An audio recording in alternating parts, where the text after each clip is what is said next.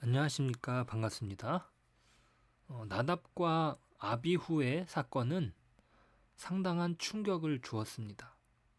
특별히 모세의 입장에서 앞으로 이스라엘의 운명이 어떻게 될 것인가에 대한 고민이 깊어지는 사건이 아닐 수 없습니다.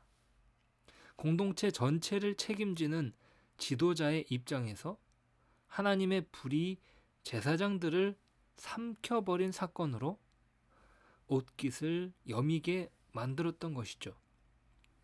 다행스럽게 하나님은 나답과 아비후로만 그치고 다른 지시는 없으신 것 같습니다.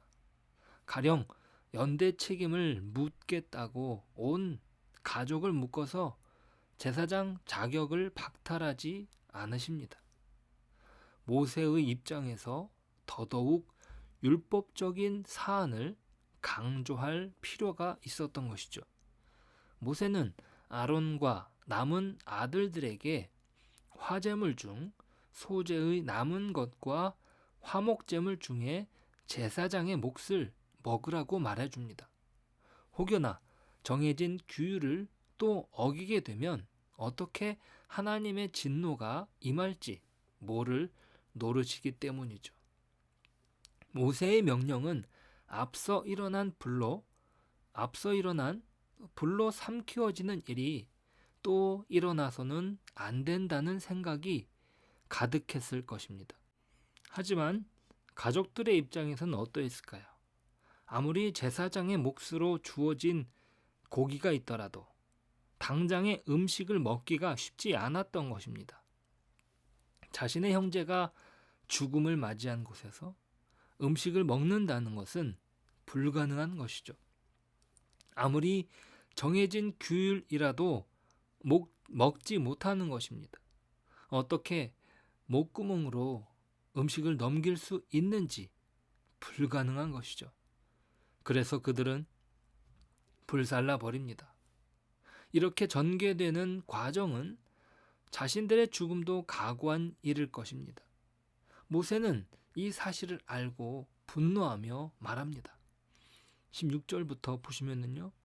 모세가 속죄제 드린 염소를 찾은즉 이미 불살랐는지라 그가 아론의 남은 아들 엘르아살과 이다말에게 노하여 이르되 이 속죄 제물은 지극히 거룩하거늘 너희가 어찌하여 거룩한 곳에서 먹지 아니하였느냐 이는 너희로 회중의 죄를 담당하여 그들을 위하여 여호와 앞에 속죄하게 하려고 너희에게 주신 것이니라.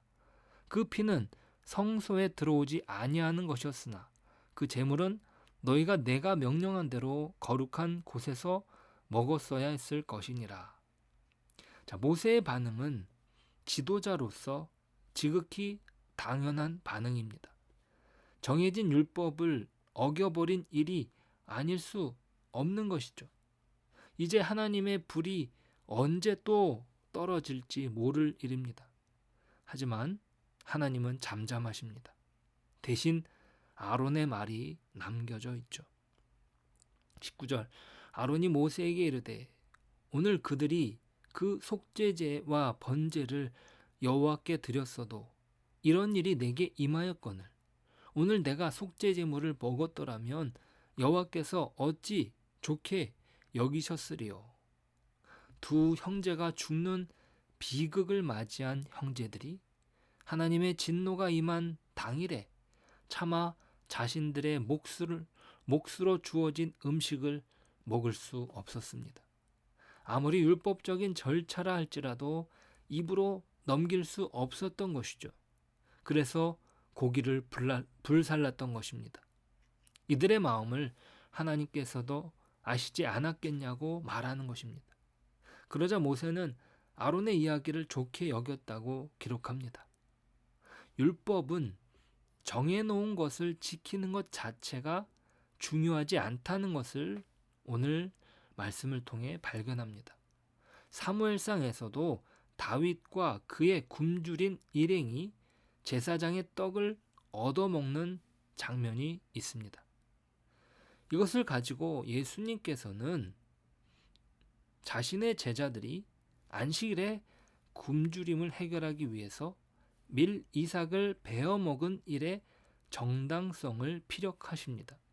율법은 단순히 기계적으로 지키는 것에 그 의미가 있는 것이 아닙니다.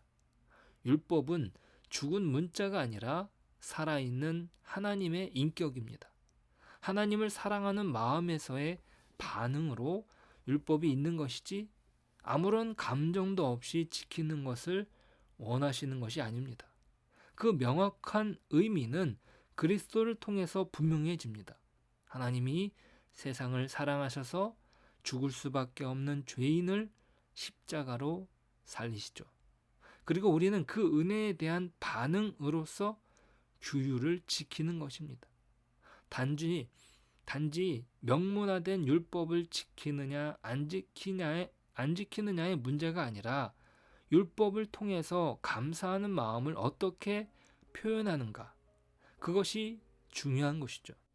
사람이 죽는 실수가 있어도 결코 포기하지 않으시는 관계의 끈을 허락하신 겁니다. 우리는 이 끈을 붙잡고 은혜로 주님께 감사의 반응을 하며 사는 것입니다. 그것이 믿음의 삶이고 그것이 율법에 대한 우리의 태도인 것입니다. 기도하겠습니다. 하나님 감사합니다. 우리에게 허락하신 구원의 은혜가 하나님께 감사의 반응으로 우리가 율법을 지키고 또 우리가 믿음 생활을 하는 것입니다.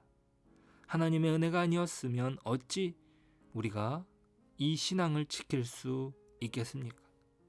우리가 스스로 잘난 것이 아니라 하나님이 허락하신 은혜 안에서 마땅히 기쁨의, 감사의, 소망의 반응을 할 수 있는 것입니다. 오늘도 주의 은혜로 살아가길 소망합니다. 예수님의 이름으로 기도드립니다. 아멘.